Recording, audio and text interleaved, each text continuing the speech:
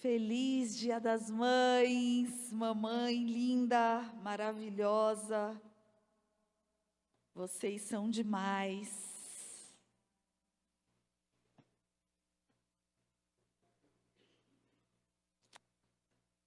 A gente vai continuar hoje a série Congregação. Como a igreja dedicou ontem um dia especial ao Dia das Mães e hoje as crianças fizeram essa apresentação tão linda, a gente resolveu então dar continuidade a essa série que o Senhor colocou no nosso coração para estar ministrando a igreja, e eu creio que o Senhor tem muito a falar conosco nessa manhã. A gente tem, a pastora Sheila iniciou essa série falando de uma característica do caráter de Cristo, que é um Cristo de compaixão. Um caráter de servo em compaixão. E hoje nós vamos estar falando desse caráter de servo diligente que foi Jesus. Um servo diligente. Então, eu queria convidar você a fechar os teus olhos para nós orarmos. Pai querido, Pai amado, te adoramos, Senhor. Bendizemos o teu nome, te agradecemos pela oportunidade de estarmos aqui recebendo da tua porção, da tua parte, Senhor. Obrigada, Deus, fala conosco, queremos sair dessa manhã desafiados, com o nosso caráter ainda mais lapidado e mais parecido com o teu, Senhor. Fala conosco, Pai. Temos sede, temos fome e sabemos que o Senhor tem muito a nos dar de alimento, alimentando o nosso espírito, a nossa alma e o nosso corpo também, nos motivando da maneira que lhe apraz. Eis-nos aqui, Senhor, em nome de Jesus. Amém. Amém? A palavra diligência, ela aparece 42 vezes. E essa palavra, ela está muito ligada a um cuidado aplicado na execução, uma tarefa feita com muito zelo, uma pessoa que sabe perseguir os objetivos, ela zela pelos bons costumes, aquela que responde logo, imediatamente, no mesmo instante, sem demora. É uma pessoa que sabe agir com intencionalidade, ela é programada, ela pensa, ela se programa, ela tem a intenção, é aquela que faz com zelo, com primazia, ela dá o melhor de si naquilo que ela decide a fazer. Isso é uma pessoa diligente. Quando nós, então, nos deparamos com a obra de Cristo, com a resposta do próprio Cristo ao seu propósito e aquilo que ele foi chamado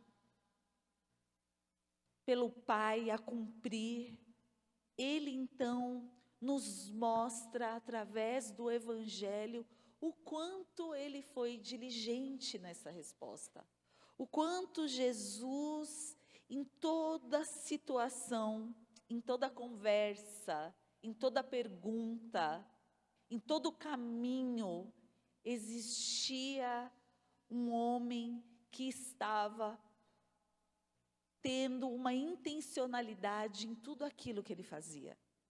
É muito interessante porque até as perguntas de Jesus, existia uma intenção de ensino, de revelação, daquilo que ele queria mostrar. Cada passo existia uma intenção estabelecida. Durante esses 3 anos, a gente então consegue perceber as perguntas das mais intrigantes, respostas e afirmações que até hoje nos confrontam, afirmações daquelas que ele dizia, é aquele que quer ganhar, é aquele que precisa perder. Então precisa perder para ganhar. Que o maior seja o que serve. Afirmações das quais dá uma bugada na nossa cabeça, porque a gente fala, uau, mas eu muito imaginei que fosse o contrário disso. Aquele que quer ser o primeiro, seja aquele que sirva. E você fala, uau, eu sempre imaginei que o primeiro seria aquele que seria servido. Realidades das quais confrontam demais a natureza pecaminosa, que é uma natureza tão egoísta, tão voltada para si, tão voltada para os seus próprios interesses. A gente diariamente luta contra essa natureza que quer sempre nos colocar em primeiro plano, não é? Quer sempre nos colocar como prioridade em tudo, em toda e qualquer situação. Mas Jesus o tempo todo vai nos confrontando com o seu modo de viver, no seu estilo de vida, na sua decisão, até o momento de cruz. O maior sacrifício, um sacrifício na vida e um sacrifício entregando essa vida. Eu sempre digo que, como mãe, a gente imagina, eu daria a minha vida pelo meu filho. Uma mãe entrega facilmente a sua vida por um filho. Mas Jesus, ele não entregou simplesmente a vida dele por nós. Ele viveu a vida dele por nós.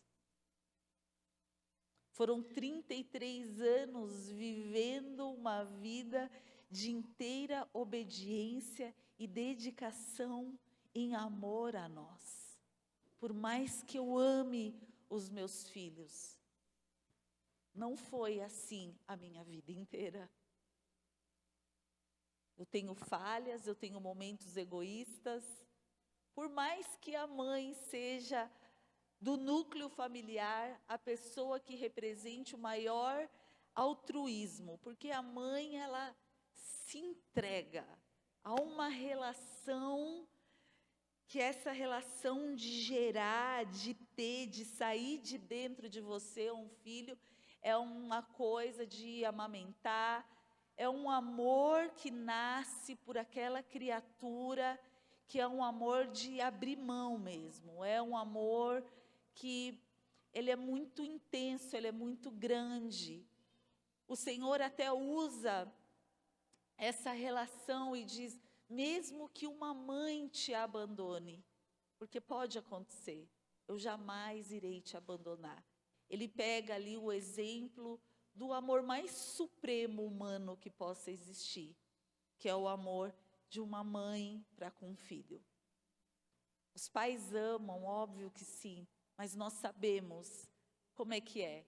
Esses tempos atrás eu fui convidada e eu infelizmente não pude estar numa comunidade muito carente em Joinville para trazer uma palavra de Dia das Mães, mas o convite era para ontem e eu não pude estar. E a pessoa disse assim, a gente gostaria de te convidar para trazer uma palavra, porque é uma comunidade do qual a gente celebra Dia das Crianças e Dia das Mães. A gente não faz Dia dos Pais, porque eles simplesmente não existem.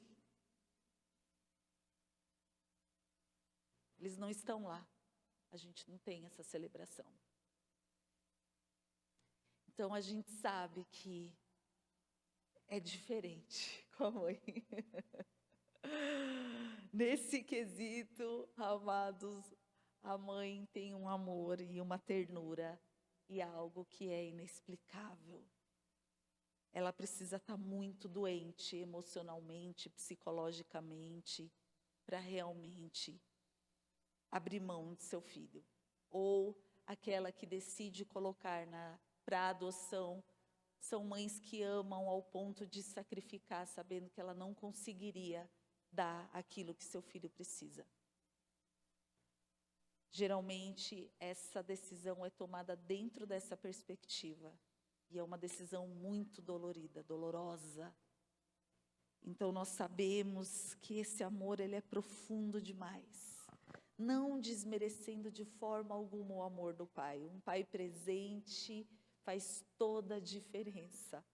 Um pai que está ali participando da criação, certamente aquele filho e aquela filha crescerão e terá possibilidades muito maiores de ser uma pessoa equilibrada, uma pessoa saudável nas suas emoções, quando aquela criança tem a oportunidade de conviver com seu pai, com a sua mãe, e receber o amor dos dois, sem dúvida alguma.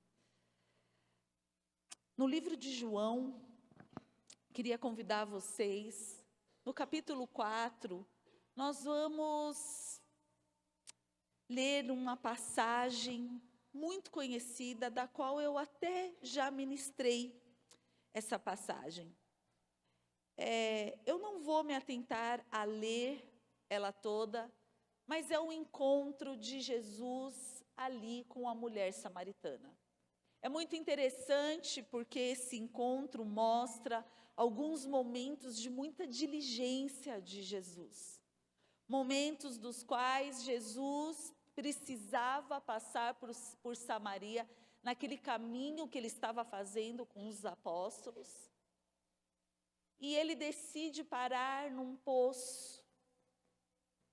E ele então começa um diálogo com uma mulher, enquanto os apóstolos vão até Samaria comprar comida. Eles estão com fome, então eles se ausentam, vão comprar comida, e Jesus fica ali, naquele poço, e a mulher samaritana se aproxima. Inicia-se então um diálogo entre Jesus e essa mulher. E ali Jesus, de maneira muito intencional, começa esse diálogo pedindo água para essa mulher. E aí ele começa a falar sobre a água, de uma água que se bebe e que jamais quem bebe dessa água tem sede. E ela diz, então, eu quero tomar dessa água. Aí Jesus fala para ela assim, sabendo já, vai buscar o teu marido. Aí ela fala assim, mas eu não tenho marido. Ela fala, pois é verdade, porque você já teve 4, esse é o 5º, e esse 5º que você tem também não é teu. E ela olha para Jesus e fala, eu vejo que és profeta. E aí a conversa vai para um lado totalmente espiritual. Aí ele fala, eu sei que terá um dia onde vocês não precisarão mais e não irão mais subir os montes para adorar os deuses que vocês estão acostumados aqui, mas vocês irão adorar um Deus verdadeiro. E ela fica deslumbrada com tamanha sabedoria e ela fala, uau, esse é o mestre, esse é o Messias.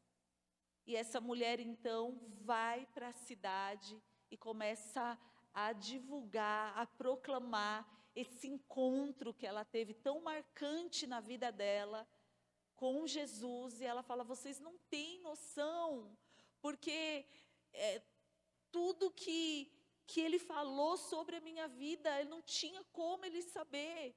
Ele é um profeta, eu acho que ele é o Messias, ele é o Cristo.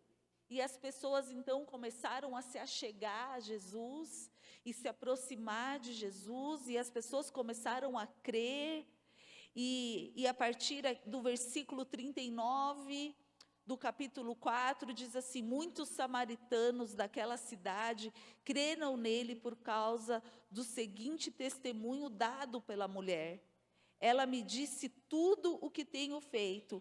Assim, quando se aproximaram deles, os samaritanos insistiram em que ficassem com eles. E ele ficou 2 dias, e por causa da sua palavra, muitos outros creram. Olha só a intencionalidade de Jesus, alcançando o coração de uma mulher. Ele sabia que se ele fizesse da maneira que o Espírito Santo foi ali colocando para ele, ele poderia alcançar muitos outros. E é muito interessante porque no versículo 34, um pouquinho antes disso, que ali eu enxergo uma diligência de Jesus. Jesus, então, no 33. Então os discípulos disseram uns aos outros: será que alguém trouxe comida? Olha só, os discípulos preocupados com a comida, com o que vão comer. E Jesus então responde: a minha comida é fazer a vontade daquele que me enviou a concluir a sua obra. Vocês não dizem, daqui a 4 meses haverá colheita? Eu lhes digo, abram os olhos e vejam os campos. Eles estão maduros para a colheita. Aquele que colhe já recebe o seu salário e colhe o fruto para a vida eterna, de forma que se alegram juntos o que semeiam e o que colhe. Assim é o verdadeiro ditado: um semeia e o outro colhe. Eu os enviei para colherem o que vocês não cultivaram. Outros realizaram o trabalho árduo e vocês vieram usufruir do trabalho deles. Aqui então, Jesus de novo no seu diálogo, sai de uma perspectiva terrena e leva os seus discípulos a uma perspectiva espiritual. Ele fala: olha, a minha comida é fazer a vontade do Pai. É disso que eu me alimento, é isso que me move, é isso que me impulsiona. Vocês estão falando que daqui 4 meses vai ter uma colheita, mas olha para os campos, eles estão cheios.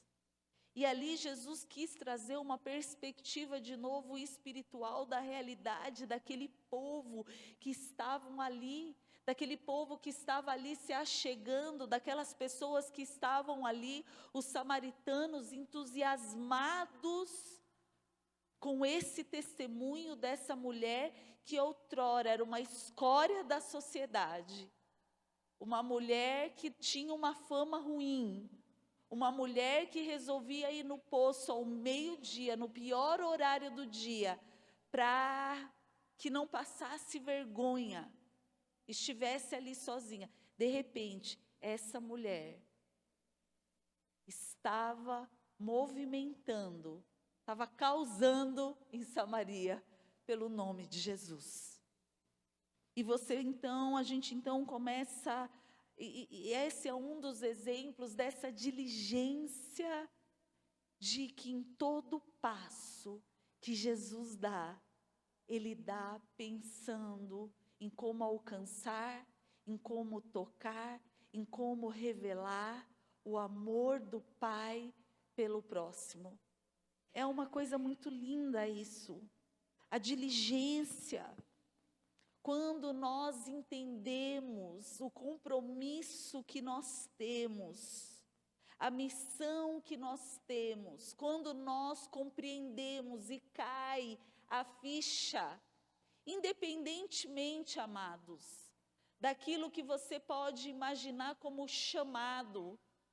Eu não sei qual é o meu chamado ainda, eu não sei qual é o meu propósito ainda, eu não sei qual é o ministério, eu não sei aonde eu tenho que atuar. Já é bem claro que se você aceitou o Senhor Jesus como seu Senhor e Salvador, se você assumiu a identidade de cristão, nós temos 2 missões estabelecidas, claras. A primeira é amar a Deus sobre todas as coisas e amar ao próximo como Cristo amou a igreja, entregando a sua vida por ela. Isso é uma missão de todos nós, independentemente do momento que você esteja. E amar a Deus sobre todas as coisas implica em muitas transformações e mudanças da nossa vida. Existe então um novo jeito, uma nova maneira de viver a vida. Se Deus passa a ser a nossa maior prioridade, se nós amamos ao Senhor acima de tudo, acima de todos, acima de nós, acima do ouro, da prata, como nós cantamos. Não tem como a gente continuar a viver a vida antes dessa realidade. Não existe a menor possibilidade. Essa realidade vai transformar a nossa vida de maneira radical. E junto com esse pacote, porque amar a Deus sobre todas as coisas, é tão maravilhoso isso, porque a partir daí, Ele vai colocando tudo em ordem. Se a gente não amar a Deus sobre todas as coisas, a gente não consegue amar o próximo como Cristo amou a igreja. Porque passa esse compromisso ser maior do que amar ao próximo como a si mesmo. Jesus, ele chega num determinado momento e fala assim: eis que vos dou um novo mandamento, amai ao próximo como eu amei a igreja, dando a minha vida por ela. Se o Senhor então passa a ser essa prioridade, fica bem mais fácil a gente amar ao próximo, capaz de dar a nossa vida por ele.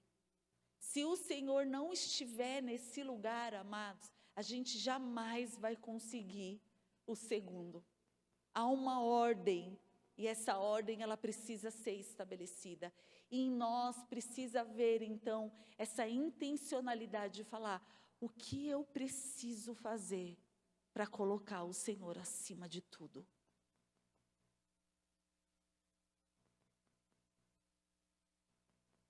As nossas condutas, as nossas escolhas diárias, o nosso estilo de vida, quem nós somos, tudo isso irá, de fato, afirmar se estamos conseguindo viver essa realidade.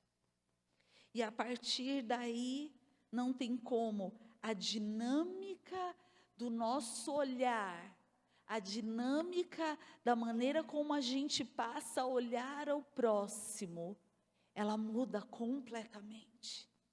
Não tem como. E aí, nesse caminhar, nessa busca diária, nós estamos então fazendo parte de um lugar, de uma comunidade, de um ajuntamento, de um lugar que vai nos impulsionando, que vai nos ensinando, que vai nos ministrando, que vai fortalecendo a nossa fé, para que cada dia ele cresça, esse amor cresça, e que os nossos pecados, que o nosso egoísmo, que o nosso jeito, que a nossa natureza, cada dia vai fazendo parte de um passado, porque ele entrou, porque ele regenerou, e a gente então começa essa caminhada em busca dessa realidade diária. A palavra de Deus então diz que o Espírito milita contra a carne diariamente, então diariamente é uma luta para que ele se mantenha ali como prioridade. Como prioridade. E essa comunhão, e esse ajuntamento, a igreja, o corpo, agora, vai nos fortalecendo nessa decisão. A cada testemunho, a cada história, a cada compartilhar da palavra, a cada em casa que a gente se encontra, o Senhor então vai depositando mais da fé, mais a gente vai entendendo, mais as fichas vão caindo, mais a gente vai ficando parecido com Ele. A cada oração, a gente então fala: Senhor, que eu possa aprender, que eu possa entender, que essa realidade então faça cada dia mais parte de quem eu sou. E vamos nessa sede, vamos nessa fome. E o Senhor vai derramando e decisões sérias vão sendo tomadas. E ali então o Senhor fala conosco, e eu quero convidar você a abrir em Timóteo 1, 1 de Timóteo, no capítulo 4. Ontem pastor Oca falou sobre esses 2 versículos. Ali no 7, que tem tudo a ver com aquilo que nós estamos hoje sendo ministrados. Preste atenção nisso. Aquilo que Paulo fala a Timóteo e o Senhor fala conosco nessa manhã. Não negligencie o dom que lhe foi dado por mensagem profética com imposição de mão dos presbíteros. 15. Seja diligente nessas coisas, dedique-se inteiramente a elas, para que todos vejam o seu progresso. Aqui a palavra diligente, a palavra diligência vem, ele diz assim, olha, não menospreze, preste atenção nos momentos em que existe uma oração sobre a tua vida, aonde as pessoas impõem as mãos sobre você, aonde palavras são liberadas, aonde o Senhor fala com você. Amados, preste atenção nisso que eu tenho para falar para vocês nessa manhã. O Senhor está dizendo assim, olha, não negligencie, não leve isso de qualquer forma, não faça desse momento um momento religioso, um momento onde o Senhor vem e fala, você chora, mas você sai daqui e você não faz da sua vida, direcionando a sua vida de encontro a essa palavra. A igreja tem um monte de gente frustrada. Tem um monte de gente que vem se encontrar comigo falando, nossa, Deus falou tanto comigo, Deus falou que eu seria isso, Deus falou que eu faria aquilo, Deus não sei o quê, mas pastora, os anos vêm e vão e nada acontece. Amados, não é um plim-plim do Espírito Santo, não é uma varinha de condão. Quando o Senhor entrega uma palavra para nós, Ele tem a bondade de revelar o seu coração. E Ele diz assim, olha, eu te vejo assim. Mas aqui a palavra diz, seja diligente nessas coisas, dedique-se inteiramente a elas, para que todos vejam o seu progresso.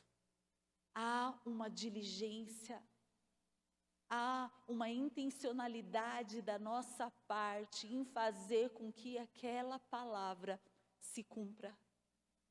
Se você já recebeu uma palavra de que você vai ser um pastor, amado, você tem que estudar, você tem que ser intencional, você tem que entender da palavra, você tem que mergulhar. Se você recebeu uma palavra que você vai ser um médico, amado, você tem que estudar medicina. Você tem que se dedicar praticamente 10 anos da sua vida para você se tornar aquilo. Não significa que porque você não se tornou, que aquela palavra não foi de Deus. Significa que você não foi se dedicar para que ela se cumprisse. Isso é muito sério. O quanto a gente precisa ser diligente em tudo aquilo que a gente se propõe a fazer. E o quanto a gente precisa ser diligente em tudo aquilo que o Senhor já liberou, que é para nós sermos e fazermos.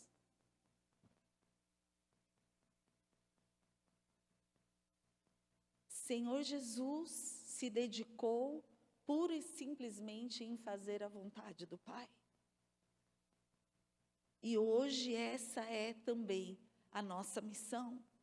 A nossa missão é fazer a vontade do Pai. A nossa missão é amar a Deus, é nutrir a comunhão com os irmãos, e é apresentá-lo. O id é para todos. De repente você não sabe ainda, de novo, como especificamente você vai ser usado. Mas, meus amados, eu vou te dizer uma coisa. Se você está disponível, se a tua vontade é fazer a vontade do Pai, o Senhor, então, está contando contigo e Ele vai te encaminhar. Ele vai te encaminhar. A única coisa que Ele espera de nós é um coração diligente, zeloso, em tudo aquilo que a gente se propõe a fazer. E eu não digo só aqui, dentro da igreja, servindo, mas tudo aquilo que a gente se propõe a fazer. Eu já falei para vocês, eu me lembro um dia, uma vez, quando eu ainda assistia Fantástico, mas eu estava até num restaurante, sei lá, e passou esse pedaço de um quadro do Fantástico, que foi um quadro incrível, que me marcou, e fala muito sobre essa palavra de hoje, que foi um rapaz, era um quadro que o chefe, o dono da empresa, o CEO, de empresas muito grandes assim, que as pessoas não tinham contato com o dono, ele então se disfarçava e ia trabalhar no meio do chão da fábrica. E eu me lembro então que um dia esse homem, por exemplo, o escritório dele era em São Paulo e a fábrica era num outro lugar. Então não existia contato de quem trabalhava ali fabricando com o dono. Mas mesmo assim, ele colocou barba, ele se disfarçou e ele decidiu passar um dia trabalhando ali no chão de fábrica.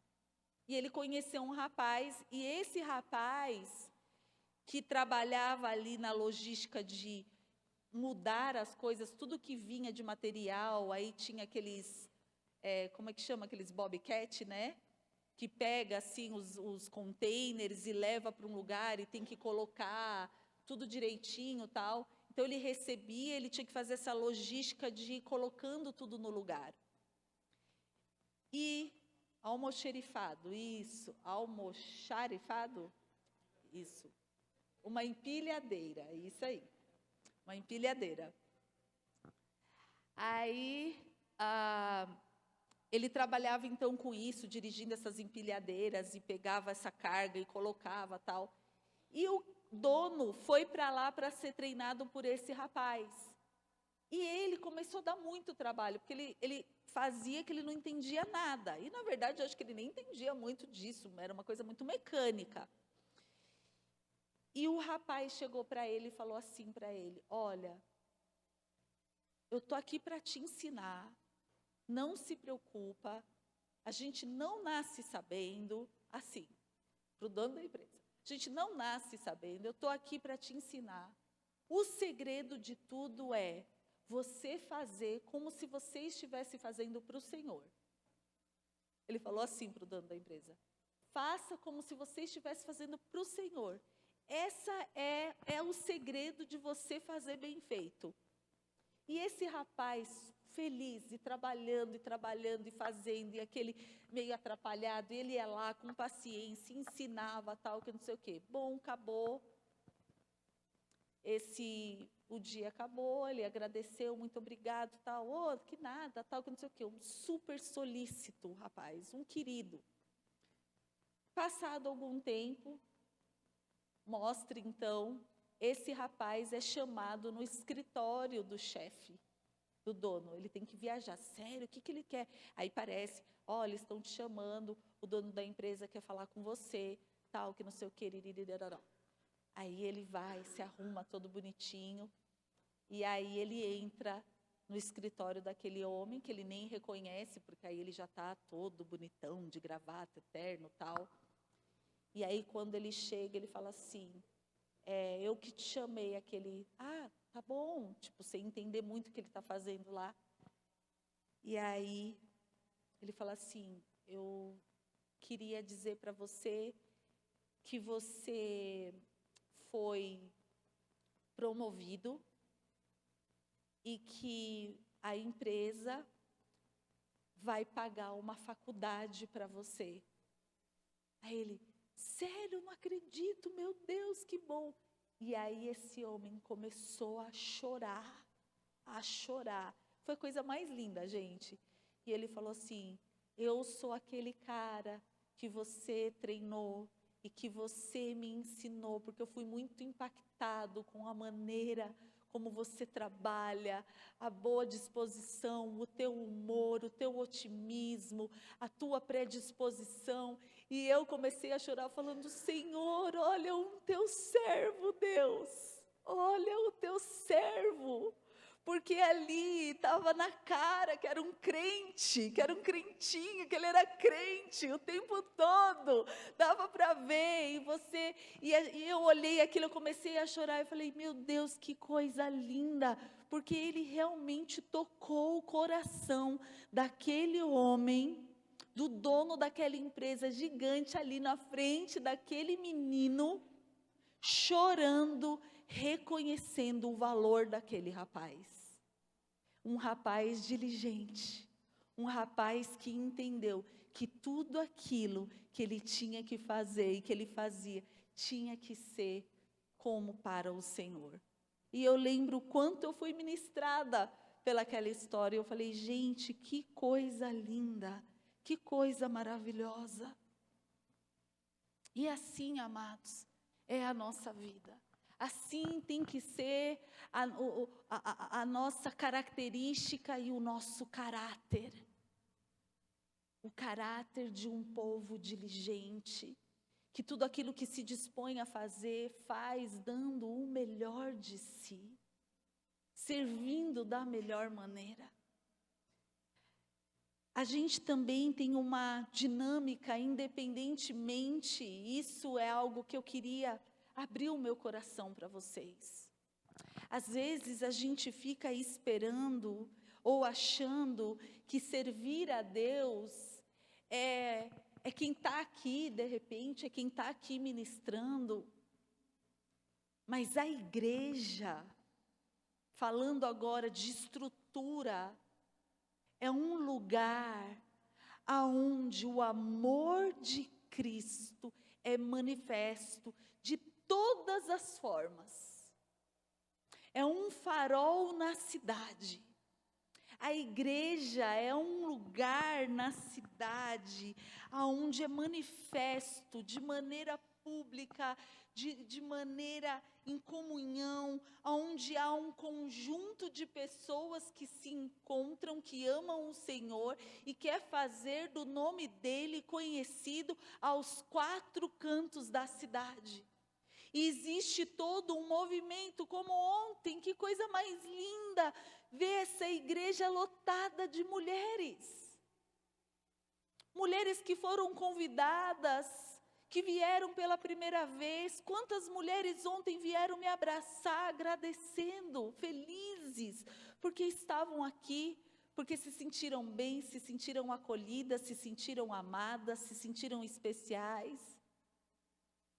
Nós fazemos parte, então, de uma estrutura que ela é toda formada, ela é toda gerada, ela é toda alinhada a uma diligência, há por detrás todo um intuito de fazer o nome de Jesus ser exaltado, ser adorado, ser conhecido, ser manifesto através disso aqui. Tantos voluntários, os nossos filhos nesse momento, aprendendo da palavra de Deus, onde a palavra diz, ensina a criança no caminho que ela deve andar. Elas estão lá, aprendendo o caminho que elas devem andar. E a palavra diz, para que quando elas cresçam, elas não se desviam. Elas estão ali, cumprindo isso que o Senhor nos manda fazer. Elas estão lá. Nós estamos aqui, cumprindo o que o Senhor diz que nós devemos fazer. Nos unirmos, nos ajuntarmos, estarmos juntos. Há uma unção na comunhão, há algo lindo na comunhão dos santos, no ajuntamento dos santos, em casas, de casa em casa, no templo, o Senhor diz ali em Atos, né? A palavra nos direciona. Semanalmente eles se encontravam de casa em casa, no templo. É maravilhoso isso. Então, tem aqueles que servem, não é? Tem aqueles que servem, e eu quero dizer algo para vocês. Eu já disse isso também algumas vezes, mas vale a pena a gente ser lembrado disso todo o tempo. Hoje, quem é que está ali na câmera? Olha só, o Cauã está na câmera hoje. O Cauã, ele corre um grande risco de achar que ele hoje está na câmera.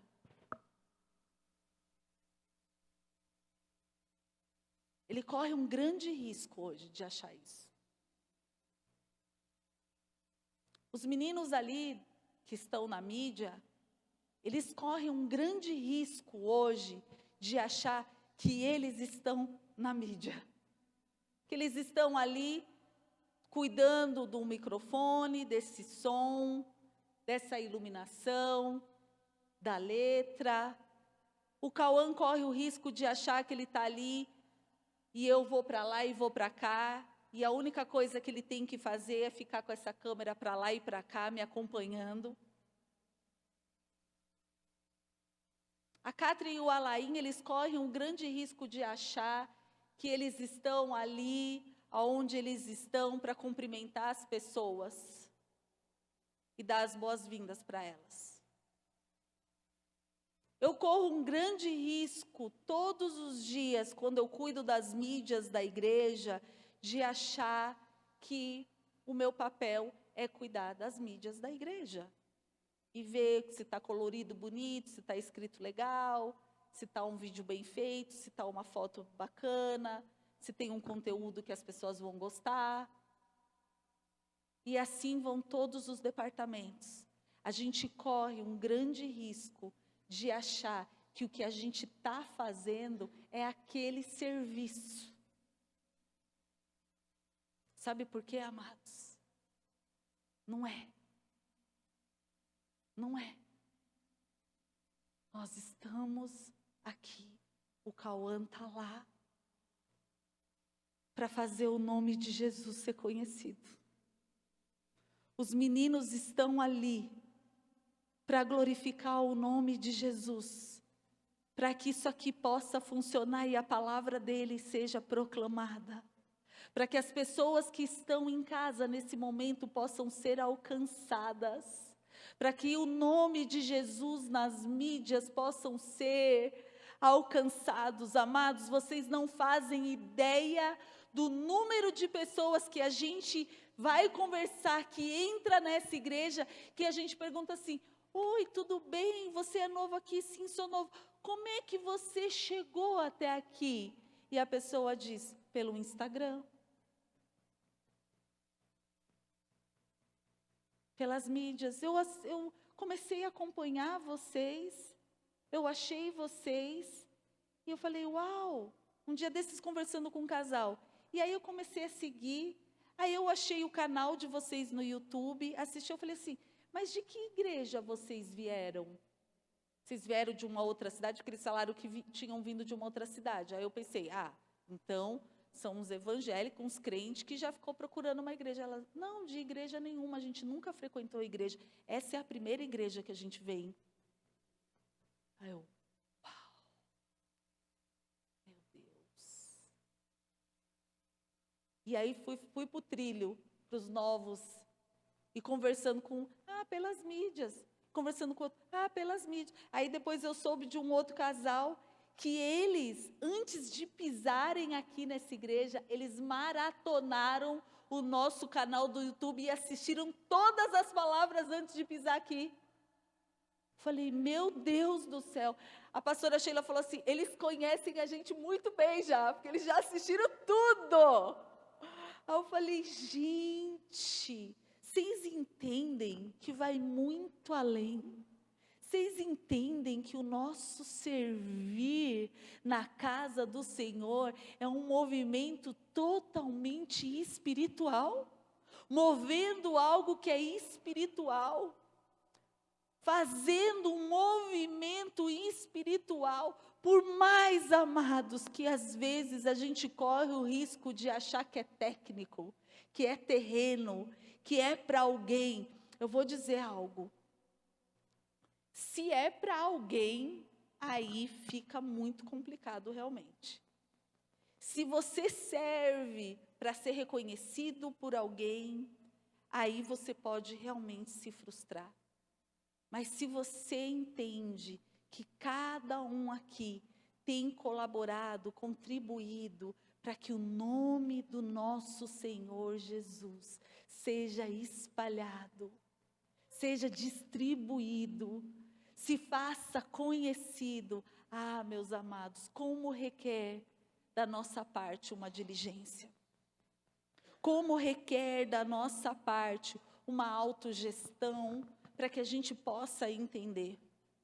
Eu fiz, inclusive, algo para a gente visualizar. Que quando a gente visualiza, parece que as coisas dão uma clareada. Eu não quero que solte a pizza, primeiro só o outro gráfico. Eu fiz aqui um gráfico de mais ou menos como que é uma rotina de uma pessoa que serve na igreja, não os líderes, tá? E nem o pessoal do louvor, mas que serve nos outros departamentos. Então, vamos imaginar aqui. Uma pessoa, ela serve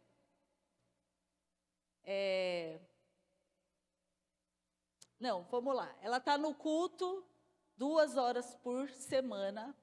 Ela vai no em casa 1h30 por semana.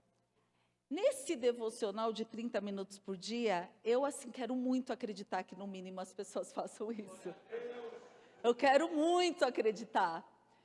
Mas, enfim, não vou falar nada sobre isso. Senão o nosso pastor surta. Mídias sociais, amados, é estatística, tá?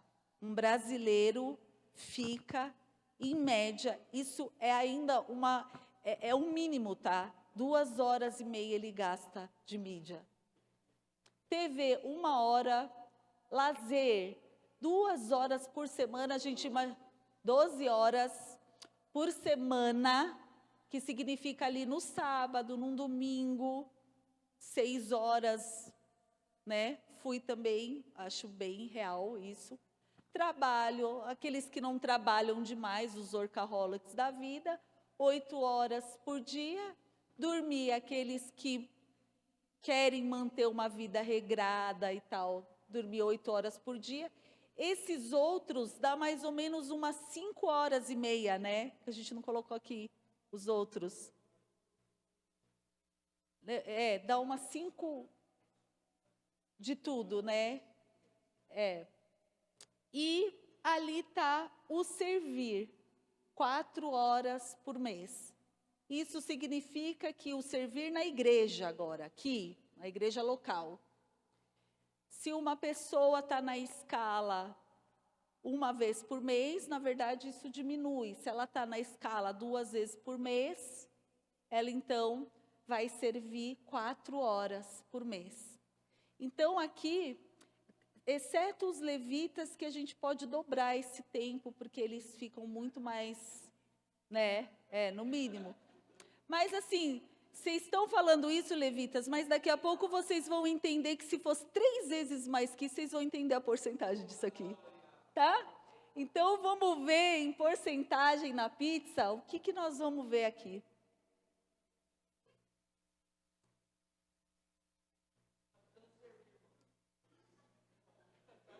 Vocês estão conseguindo entender ali? Vocês conseguiram entender que a vida piedosa de vocês, de igreja em casa e oração, que é um investimento para a tua vida, você não está servindo ninguém. A tua vida piedosa, somando todas essas, dá 4%. 4% do teu mês que você se dedica. O teu servir na igreja, se você serve 4 horas no mês, dá 1% do seu mês. 1%. Isso significa, multiplica por 3. Quantos de porcentagem vai dar isso? Né? 3%, né, amados? E aí, tá lá. A gente dorme bastante, quem dorme 8 horas por dia, dá 33% do nosso mês, que a gente gasta descansando. 22% trabalhando, 7% de lazer, 4% de TV, 10% de mídias sociais, 2% de devocional, 1% de em casa e 1% do servir. E sabe o que é o mais louco, amados? E eu preciso dizer isso para vocês. Eu preciso confrontar agora vocês. Quando uma pessoa desiste de servir na casa do Senhor, ela sempre fala assim: tem muita coisa, eu estou muito atarefado, eu estou muito cansado e eu não consigo mais. E sempre a primeira opção da pessoa nessa escolha é deixar de servir.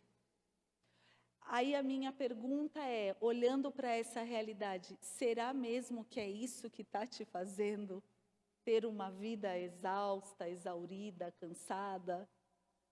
Será que essa é realmente a solução?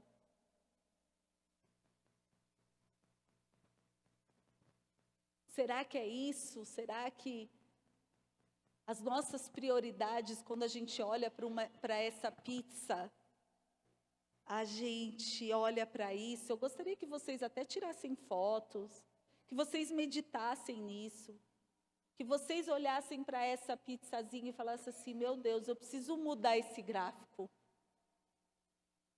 Eu preciso ser mais intencional naquilo que eu me comprometo a ser com o Senhor e a fazer para o Senhor.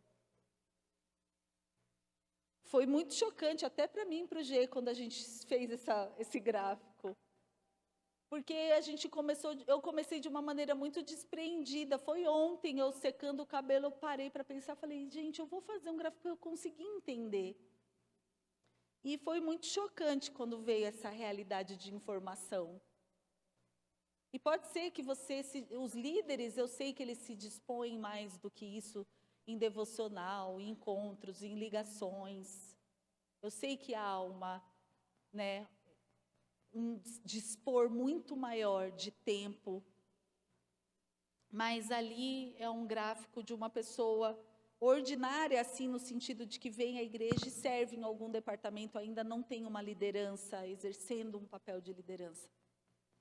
Eu queria que a gente pudesse olhar para isso e entender um pouco mais, quando a gente vai tomar algumas decisões, né, em relação ao nosso servir na casa do Senhor. É interessante, amados, e eu preciso dizer algo para vocês. A nossa igreja hoje, ela nunca esteve tão grande. Nunca. Em toda a história da Igreja Refúgio. E a gente sempre teve um orgulho muito grande de dizer que a maior característica nossa é o servir. Mas, queridos, eu também preciso abrir meu coração como mãe nessa casa, de que tem havido muitas desistências. Está sendo muito difícil. Um dos principais motivos, e eu preciso compartilhar isso com vocês, de que não vai ter mais o culto à noite, é porque está muito difícil conseguir voluntários para preencher os 2 turnos de culto. E eu precisava dizer isso para vocês dentro dessa série, falando sobre diligência, sobre congregação, o quanto realmente não faz o menor sentido. Era para a gente estar crescendo junto no nosso servir, O nosso quadro de voluntários era para estar mais robusto, era para estar mais afiado, era para ter gente mais disposta e disponível. E tem acontecido ao contrário, amados. A igreja está crescendo e os nossos voluntários estão diminuindo. E eu precisava compartilhar isso com vocês. Eu não sei qual está sendo a motivação do coração no servir ao Senhor. Eu não sei se você, de repente, entrou no engano de achar que o que você está fazendo não era o suficiente, não era espiritual, não faz a menor diferença, mas eu quero dizer que tudo que envolve o funcionamento disso daqui é para a honra e glória do Senhor Jesus. É para que o nome dele seja realmente alcançado em cada coração que se dispõe a entrar aqui. E a gente tem tentado com muito esmero fazer esse nome ser lançado fora daqui dessas 4 paredes, através do testemunho, né? E desses mecanismos e ferramentas das quais a gente tem hoje. Não temos mais como panfletar. O nosso panfleto está aqui hoje, amados. E a gente tem se esmerado para fazer isso. Então, eu gostaria de pedir para que vocês se colocassem de pé e para nós orarmos e apresentarmos o nosso coração diante do Senhor. Eu queria que você fechasse os teus olhos agora e que o Espírito Santo de Deus pudesse ministrar o teu coração em relação à tua diligência, em relação à tua autogestão, como você tem gerenciado o teu tempo, como você tem administrado o teu tempo, as tuas horas, o quanto das horas do teu dia você tem se dedicado ao Senhor e às coisas de Deus, a tua espiritualidade, a tua vida piedosa, a tua vida de oração, a tua vida de devoção. O quanto do teu dia você tem se desprendido a estender a tua mão, a anunciar o Evangelho de Jesus. O quanto do teu tempo, meus amados, vocês têm se desprendido na casa do Senhor e no serviço da casa do Senhor. Eu acabei de lembrar de uma coisa que eu confesso para vocês, que eu fiquei muito triste também. Hoje é dia da mãe falar aqui. É dia das mães, a gente tem que se aproveitar. Amados, a cada 6 meses a gente faz um mutirão, para a gente dar uma geral. Não sei se você já reparou o estado que está os vidros dessa igreja. As janelas, elas estão imundas. A gente tem uma equipe incrível que vem aqui semanalmente para limpar.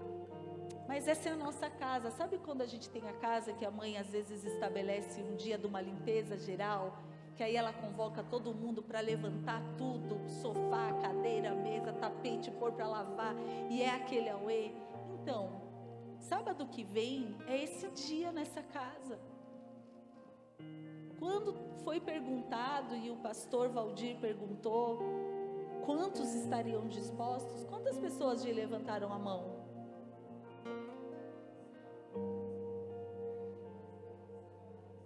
19. Nós estávamos em 390 pessoas na igreja e 19 pessoas levantaram a mão.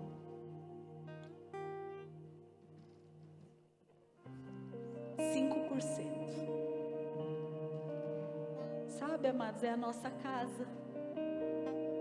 É onde os nossos filhos são bem recebidos, onde a gente é recebido, onde os nossos visitantes são recebidos, onde Jesus é proclamado.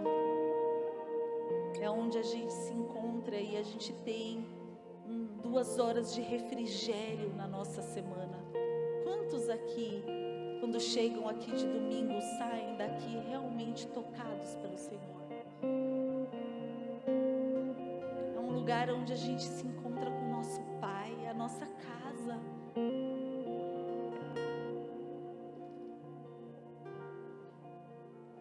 Eu não me conformei. Eu fiquei triste quando eu olhei para trás e vi que uns gatos pingados tinham levantado.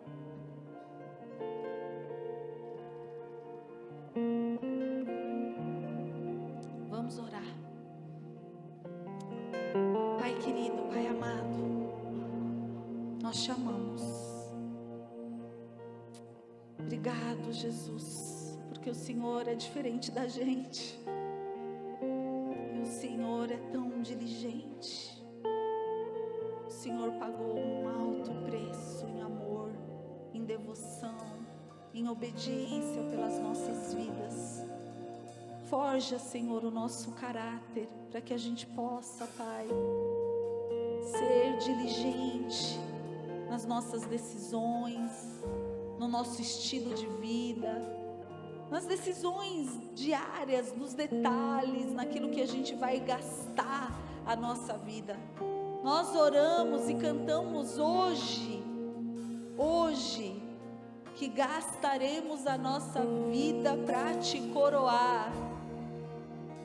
Essa é a minha promessa. Eu gastarei da minha vida para te coroar. Senhor, olhando para essa pizza ali, Pai, o que é, Senhor, gastar a nossa vida para te coroar? Que possamos então sermos essa pessoa no trabalho, onde ali a porcentagem é a maior depois de dormir. Que no nosso ambiente de trabalho possamos te exaltar.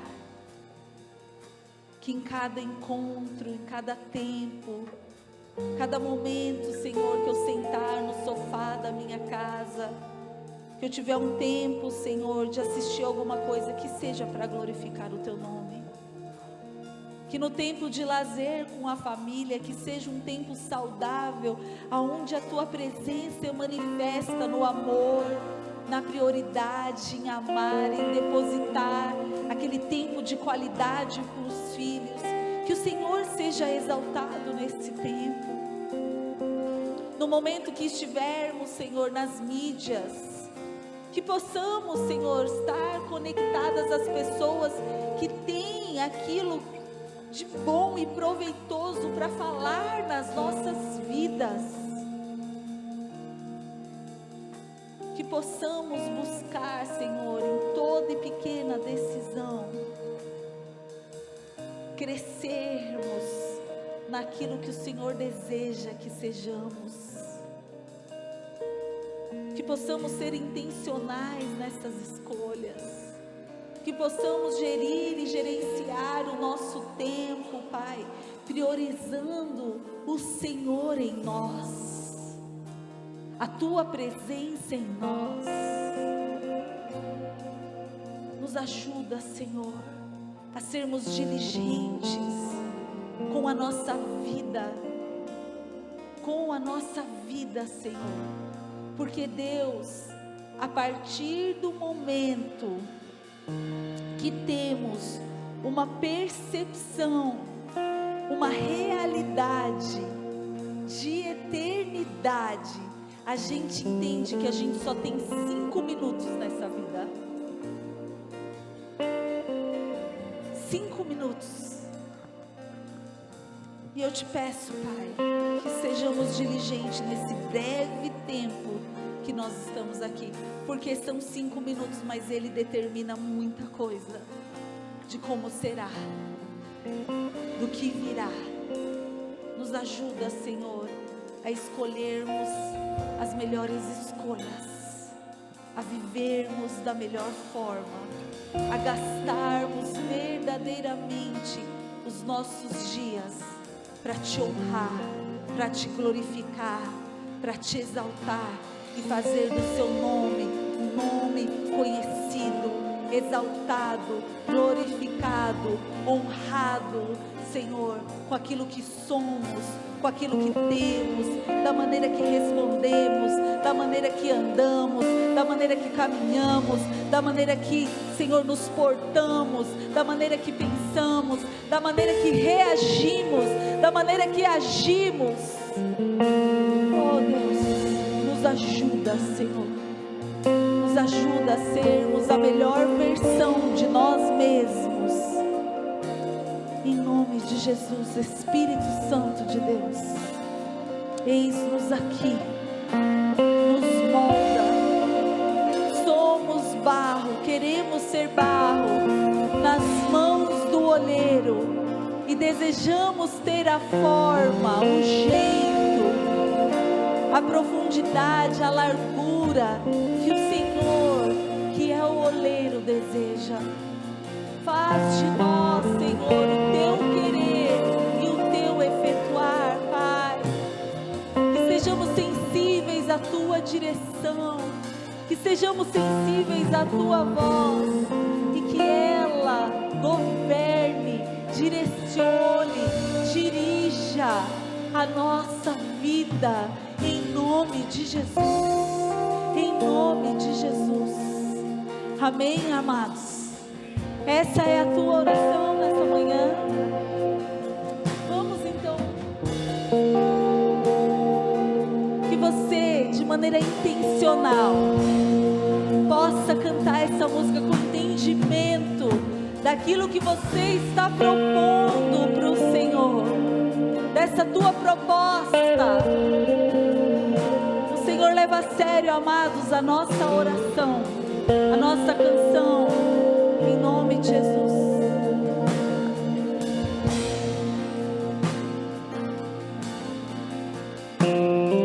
Os meus olhos verão a salvação, a luz para o mundo, esperança da terra. E eu não sou mais meu, e eu não sou mais meu.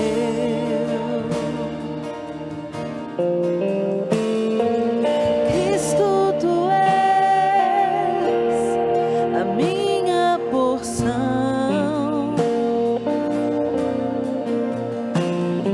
O trigo esmagado, vinho novo e pão.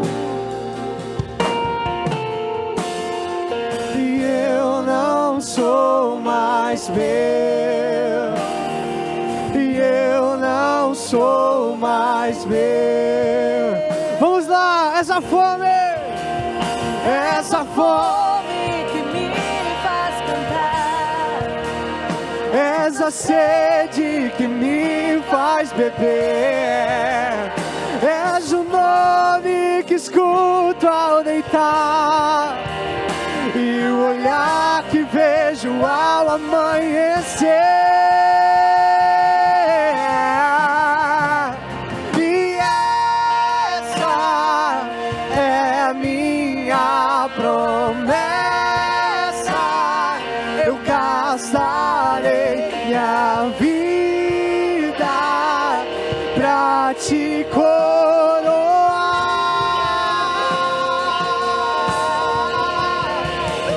E esse é o meu anseio, o meu amor por ti não será um segredo. E essa é a minha promessa. E essa É a minha promessa. Eu gastarei minha vida pra te coroar.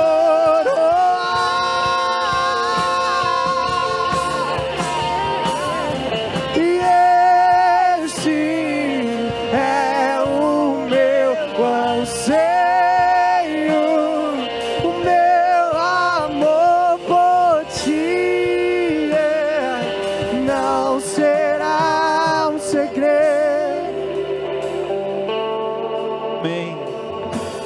Que esse senso de família seja a cada dia mais desenvolvido em nós, os da família da fé. Em nome de Jesus, que possamos aprender a servir uns aos outros, cada dia, cada vez mais. Pai, obrigado pelo privilégio da Tua palavra, obrigado por esse ambiente, Senhor, preparado para que o Senhor pudesse se manifestar no meio de nós. Obrigado por tudo que o Senhor tem feito.